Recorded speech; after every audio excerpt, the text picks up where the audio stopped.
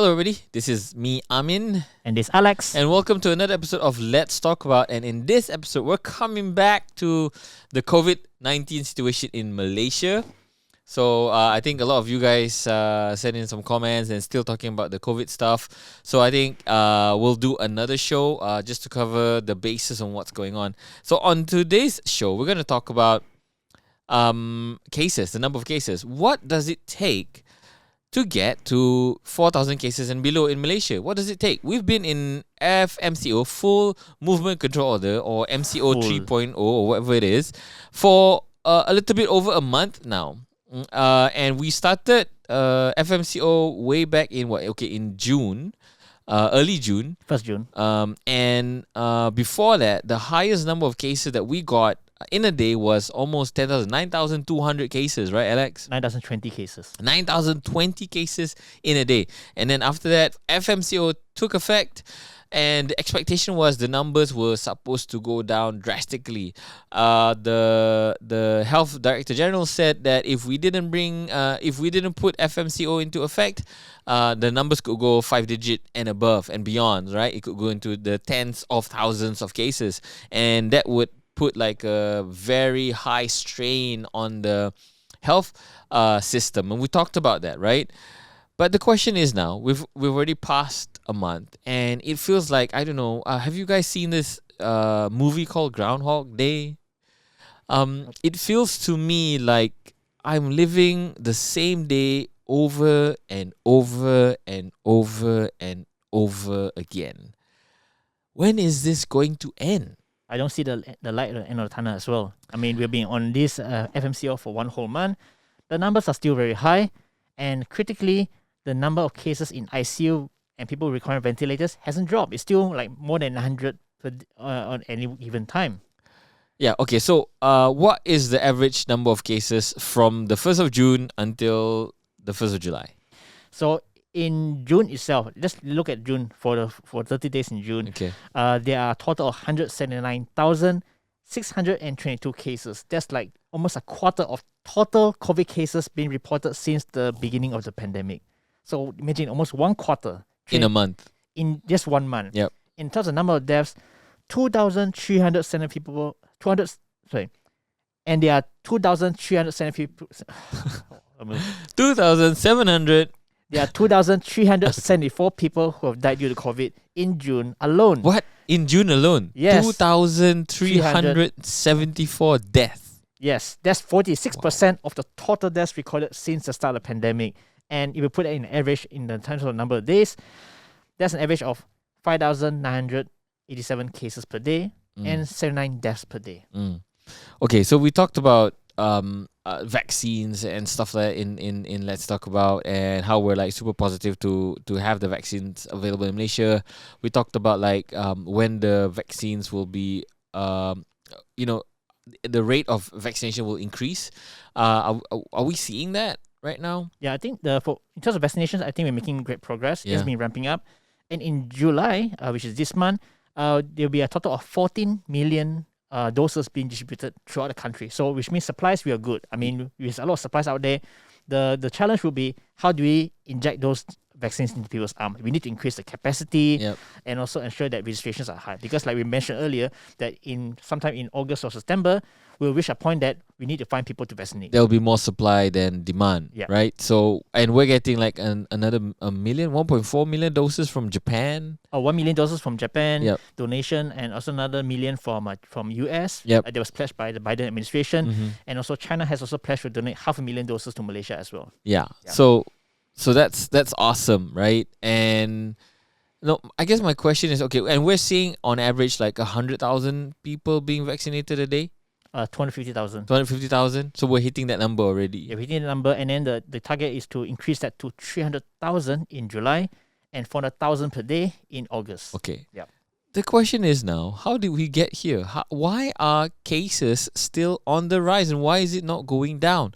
So there is this, I don't know. I mean, there's a popular theory, right? So the question that that people ask, and it's become like a joke on social media now, is like, okay, how do we get to below 4,000 cases? Because why is 4,000 cases a critical number?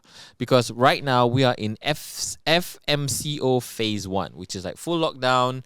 Only essential businesses and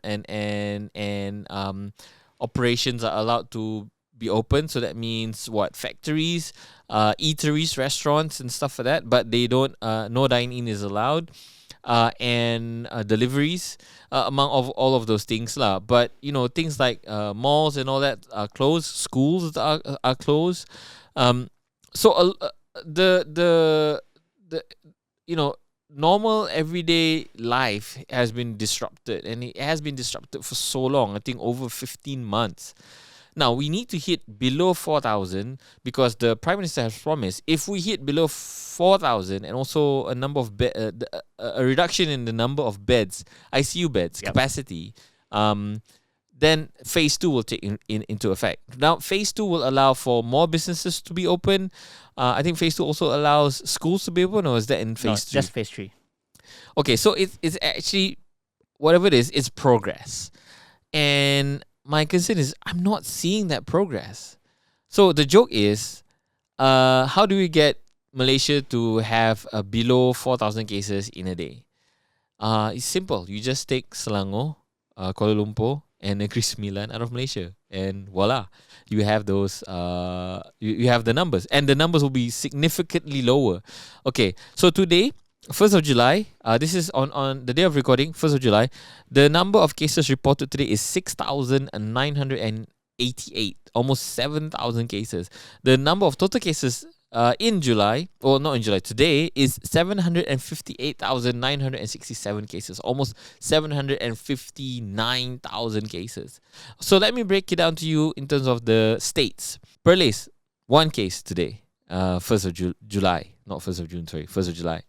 Kedah, 250 cases. Pulau Pinang, 174 cases. Kelantan, 108 cases. Terengganu, 50 cases. Labuan, 129. Negeri Sembilan, 692. That's an anomaly. Pahang, 195. Sabah, 232. Sarawak, 554. Johor, 270. Melaka, 311. Putrajaya, only 10. And then we come to Kuala Lumpur, 988 cases. And then the big one, okay, Perak 149. Then the big one, Selangor, 2,885 cases. Over like what? Over a third, almost a third of the cases today is from Selangor. The 3 biggest contributor of number of cases is Selangor, Kuala Lumpur, and Negeri Sembilan. Am I assuming this? Or, okay, let's try to put like two and two together, right? Selangor, Kuala Lumpur, and Negeri Sembilan are the most populous states. Okay, I'm not sure about Negeri Sembilan. Selangor and Kuala Lumpur are the most populous states in Malaysia. Selangor, Kuala Lumpur, and Negeri Sembilan have factories. More industrial zones. More industrial, like you said, more industrial zones. Are we, okay, so am I assuming, is it a wrong assumption to say that if we see factory closes, if we see factory close, we can see a reduction in the number of cases? I would say it's true because number one, when we go into full MCO or total lockdown, that defines meaning that everything must shut down. Yes, everything must stop. Yes. But the thing is, these industries are operating right now. And if you look at the number of new clusters being identified, the number one contributor are workplace-related clusters. And this has been reported by the Ministry of Health during the daily briefs. And even if you look at the summary by the week-to-week progress, on the current week, there are 100 new clusters identified for workplace-related industries. Okay. That's like a 4.2% increase. So most of the cases are from the factory sector in terms of clusters. But according to Amin Ali, who is the minister in charge of industry, trade and all that, he said, don't blame factories for the virus clusters, because he said that based on what Ministry of Health reported, majority of the cases, about 70%, are sporadic cases. And he said that if you look into the specific numbers, he said that he reckoned that industries only contribute like less than 10%. But the fact remains that if you look at the identified clusters, bulk of them are from the industries. Mm. And it's clear cut that, if we based on assumption that if we close these industries down for at least 2 weeks, Yep. if they don't congregate, operation close, we can see some significant number of reduction. Yeah. So I guess you're saying is like there are strong indicators that the numbers are coming from workplace related. Yeah. Okay, here's the thing. Before I want to cover all bases, right? So when people say workplace related, it also could be offices. It also could be, those eateries and restaurants, because those places are functioning as well. And I don't deny that there might be some cases coming from offices, coming from restaurants, and coming from places where operations are allowed to stay open. Here's the thing: a lot of offices, like for example, our office, and a number of offices that I know are implementing almost 50-60% work from home. So the reduction, the number of people are reduced, and the number of likelihood of people getting infected by COVID is reduced. Where do you need a lot of manpower? And also density also. Yeah. Where do you need a lot of manpower that's enclosed in a warehouse or a limited space? It's factories. Yep. And also, Menteri Besar of Selangor, he also told reporters that 80% of clusters in Selangor are from factories, and also 11% are from construction sites. So 91% are actually from work-related places, and he already said clearly that 80% are from factory clusters. So within the 91%, Workplace 80% is from factories and construction site. 11% are from construction sites. Oh, okay. Yeah. Oh, so like majority, almost all of it. Yeah. But I think he was challenged, right? I mean, where did he get the numbers from? Based on clusters. So he got the numbers from, I guess, the same data set, Yes, same from the data set. KKM data set. Yeah. Okay, then I guess the question is, why are we not closing our factories? Why are we still allowing construction to happen? Why are we not closing down factories? Again, so now I'm going into the speculation zone. We don't know what factories are open. I do agree that some factories are critical to open, like factories producing food stuff, like bread factory or sardine factory or beras factory or whatever. Those should be in operation. There is speculation saying that, the reason why, and you can debunk me on this, the reason why the factories are open is because a lot of the tauques that own the factories are beholden to the politicians, and there's like a lot of corruption going on there, and that's why these factories are open. How? Because for me, it's like, yes, in the vacuum of information, people will speculate, and that's true. And instead of Amin Ali denying that, clusters are sporadic, because what does it mean as sporadic? Sporadic means what? It doesn't mean anything. It means that we don't know where it comes from. Yeah, unclassified. That's it. Yeah, and not knowing where it comes from could mean that it comes from factories or it comes from construction site. There is no. I don't know. You guys can put it in the comments. Is there any side effect? Those who are watching, who are working in factories, those who are watching, who are working in production line or in construction sites, or know of that experience, maybe you guys can educate me. Like, what would be the risk if we close down for 2 weeks? Well, during the announcement of the total lockdown measures, I think Muhyiddin announced that if we implement full lockdown, it will cost the country like $1 billion every single day. So like if let's say assume it's 1 billion a day, that's like 30 billion ringgit in a whole month. But then again, like we mentioned, whatever we do right now isn't bringing the case down to a significantly controlled manner. Yes. So the longer we prolong this, right? Okay, factories might not be affected because they still can go on with business. The hardest hit will be the SMEs. Yep. Like imagine businesses that are not directly causing cases, like for example, barbers and maybe some eateries and all that, right? They don't have much serious cases, but they're forced to close. They're paying the price for the MCO. Yep. But they are not actually contributing to the number of cases. Yeah. It's a bit unfair to them. So if now we are in full MCO for a month and we don't see like a major drop of cases, what are we going to do next? Yeah. What's the next step? That's not clear. And like the saying goes that insanity is doing the same thing over and over again, expecting a different result. Yes. It's like what was the game plan? Are we just going to continue? Okay, let's continue on the same measures and hopefully just drop down for some miraculous reason. If we're lucky, the cases will drop. Yeah. And if the cases drop, FMCO was a success. Yeah. And then also like I want to go down to in terms of like the number of cases again. Some are saying that we're not seeing the real numbers because we're not doing enough testing. Yep. Because I think we mentioned this in previous episodes that by right we should be doing more than 100,000 tests per day. And the indicator is because of the infectivity rate, right? Positivity rate. So positivity rate of what, 15% and above? Sorry, 5%. 5% and above means we're not testing enough. Yep. It should be like what, 10%?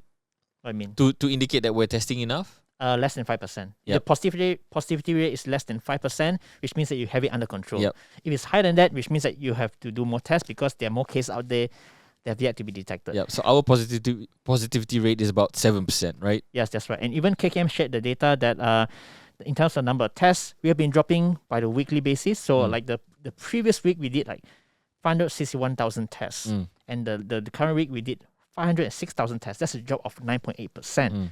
And if you do the average, that's an average of 73,000 tests per day. And the positivity rate has increased actually to 7.4%. So we need to do more tests. That means we're not doing enough testing. Yeah. So another joke is like, how do we get the cases down to 4,000? Just stop doing tests. Yeah. And also like, I think like what our healthcare providers and healthcare experts are saying that, let's not focus on the number of cases. We should look at the number of tests because that's how we can get an accurate picture. And even if they want to manipulate the numbers, because some people are saying that, these numbers are not real, they're trying to manipulate numbers. Even if you want to manipulate the numbers of cases, one thing that you can't cover, which is deaths. Yep. Deaths on the rise. Now we're doing an average of about 80 deaths per day. Like how we shared earlier, that's like 2 buses disappear in a daily basis. 2 busload of people just disappear from the planet every single day. Yeah. Can you imagine that? That's right. And if you look at the ICU, because one of the indicators of moving to the next phase of the MCO is to ensure that our ICU capacity has reached to a moderate level. And we are not improving. Yep. There's still 900 people in ICU, more than 450 people that require ventilators. That hasn't changed. And then I want to add on to that, right, Alex? So you're saying that, people who are in industries that are not contributing to the number of cases are kind of like subsidizing the operations of factories and construction sites. My question is, why do construction sites need to open? Okay, factories, I can understand. Again, if it's a critical supply factory, then yes, I agree. To add to that is that why some states, like for example, today's number of cases reported, right? Perlis reported only 1 case. Terengganu, only 50 case.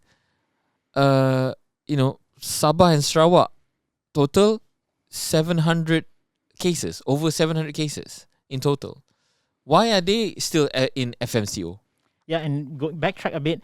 Previously, I think the senior minister, Ismail Sabri Yaakob, said that we won't be implementing full MCO ever again. Even if we do, the measures will be very targeted because, it's not fair for certain states who have the situation under control, but yet they are penalized under this full MCO because other states are having high cases. Yep. We talked about this as well. We can't expect these politicians to know better. We can't expect them to look after us. We can only take care of ourselves. The situation has been getting worse and worse. We are seeing number of suicide cases increasing. We are seeing number of people without food, like literally without food. They have no means to buy food. This is in a country called Malaysia, where we are prosperous, where food is in abundance. And there are families who are now raising white flags, saying that, I cannot afford to buy milk for my baby. I cannot afford to buy rice for me to eat and survive. Yet, we are not seeing any progress. What is going on? What is going on? I guess some positivity here is there are some states that are taking this in their own hands. I see, I think Sabah, was it? Or Sarawak? Sabah, you mean? They are already now loosening some measures. Restaurants are now allowed to have people dine in. That's all I can remember. I don't know what other. And service sectors as well, they are allowed to operate. Yeah. I can understand. We're all humans. I can understand. I don't blame Dr. Hisham. I think he's doing his best. I don't blame the people that are supporting him. I don't blame the people who are in the healthcare industry. I don't blame the people who are on a daily basis vaccinating people day in and day out. I guess for them it feels even more mundane. It feels even more repetitive. Every day, same PPE, not same PPE, but every day the same procedure. You put on a PPE for hours and hours and hours, and you just keep on injecting people every single day, hoping that it will make a difference. And every day you look at the numbers don't go down. I don't know. It must feel devastating for all these people. I can only imagine, because it feels terrible for me. I think first things first is I think the concern right now is I think people are getting tired. Yes. I think once people get fed up, I think they just take matters in their own hands. Yeah, like, you know what? Screw this. I don't care about the MCO and all that. I just go on my life. I think people are frustrated. People want to get out. Yep. And the thing is, if there's no proper indication that we are in good hands, we are progressing somewhere, I think people are going to do some drastic action here. But for me, is the clearest path of recovery right now is to increase the number of vaccinations, and I'm glad that the vaccination rates has gone out. Of course, it's not perfect. There's some issues in terms of registration, appointment system. Next month, we're going to have 14 million doses available that's distributed throughout Malaysia. Even Selangor, they'll be given over 4 million doses. So that will ramp up the vaccination, and they aim to hit 40% fully vaccinated by end of July. So I hope that with these measures in place, we can slowly see, a steady decline in number of new cases. Well, I hope the vaccines come quickly. I don't know. And I hope that we can solve the issues that's happening right now, because a lot of people out there who registered, but they don't know when they're going to get the vaccine. Where's my vaccine? Yeah. Not all senior citizens have got it. Based on the latest update from the JKJAV, more than 700,000 senior citizens have yet to get the jab. Yeah. And my biggest concern right now is maybe they've gotten the appointment, but they're not aware. No notification, no anything. I mean, My Suggestor is the best app in the world, right? Everybody's getting their appointments from there. That's a good point, Alex, because we don't forget how much of a screw up My Suggestor is and was and still is. People are suddenly getting notifications. People are suddenly getting their appointments changed. People are getting appointments in different states. It's already a year. My Suggestor has been up and running for over a year. We've been using My Suggestor for vaccination since the beginning of this year, since February. Yep. For registration, why is it not getting better? And we should look into what worked and what didn't. Look at Sarawak right now. Sarawak has its own geographical challenges, and they have jabbed more people than any other state. As of 30th of June, more than 1 million people have received at least one dose. And in comparison, Selangor, there's only 954,000. Selangor is more well developed compared to Sarawak. And more populous. Populous. The people are more concentrated. Yeah. So it's easier just to get people to get vaccinated. Correct. And it's well connected. There's better infrastructure compared to Sarawak, where some places are only accessible by boats or by helicopters, and yet can get more people jabbed. Yeah. And what that shows us is that we need to use different strategy, because Sarawak, the state government, they have their own way of doing things. So certain places, they say, screw the MySejahtera app. Let's just jab first and register later. Yeah. And that's the approach they did. Yeah. And that's how they reached the interior towns. Just jab everyone one go. I don't care your age. I don't care about the phases. I go to this place. I just want to make sure everyone gets a dose. Yeah. And we should use that in more states to accelerate the vaccination, because this will be an issue next month. 40 million doses come in. Yeah. If you don't jab it fast enough, it's going to waste, because all these vaccines have a shelf life. Yeah.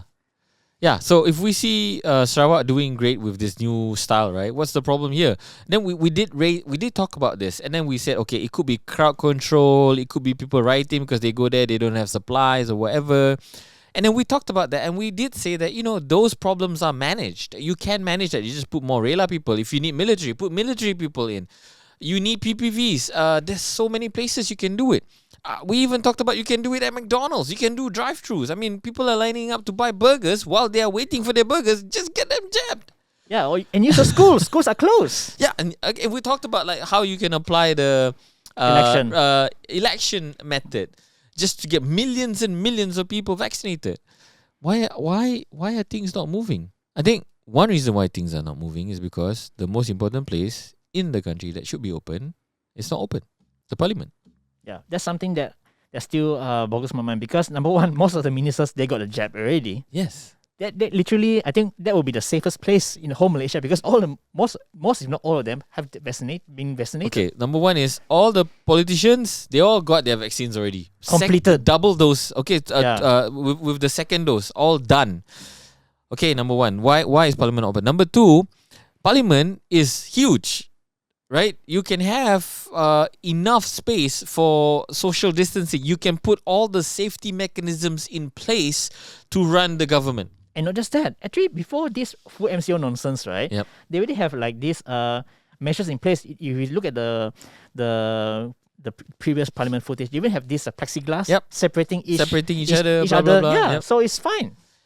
And you know, there's no excuse. So the parliament is not open, but all these friggin' politicians, they're going to makan-makan, durian buffet, whatever. What the hell is really going on with our country? Seriously, I blame this on all the politicians, whether it's opposition or not. Yeah, it's like you let people go to open the factories, let all the workforce work together in the factories, and yet you can't even bother to open parliament. Yeah, I think the Agong the king has mentioned like 3 times, right? Yep. You need to open parliament as soon as possible. Yeah, ASAP. Like which part ASAP you don't get it, right?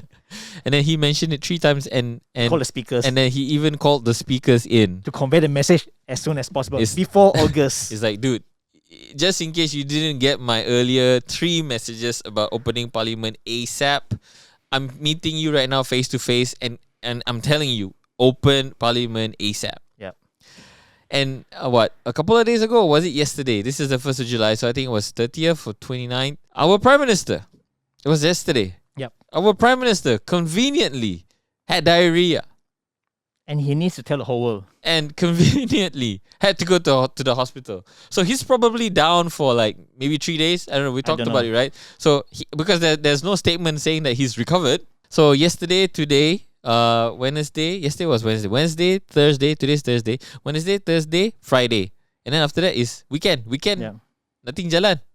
So he has 5 days extra to delay, and then he comes in on Monday, set up a committee or whatever to consider whether parliament should be open.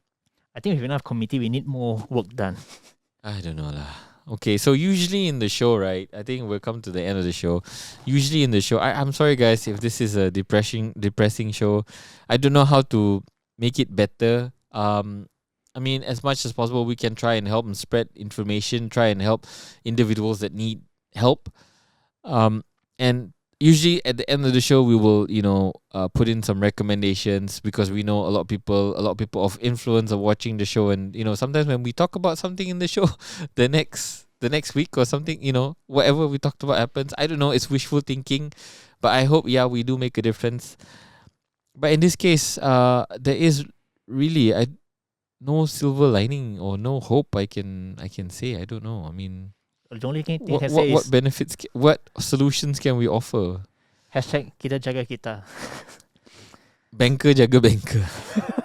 Like any down situation, right? If you can't solve it, just laugh at it. Yeah, I guess that's a good approach. Laughter is the best medicine.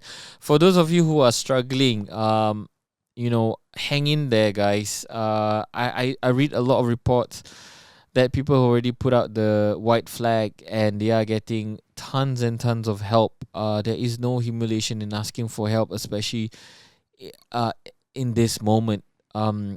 So don't feel ashamed. If you need help, just reach out and ask for it. Like I said, the number of cases of suicide have been increasing. If you need to talk to somebody, if you need to reach out to somebody, please do. This is not the end. And this can't be the end. Things can only get better after this. So hang in there and stay strong, everybody. And I hope the show has been helpful for you guys. And anything else you want to add, Alex? The same old stuff.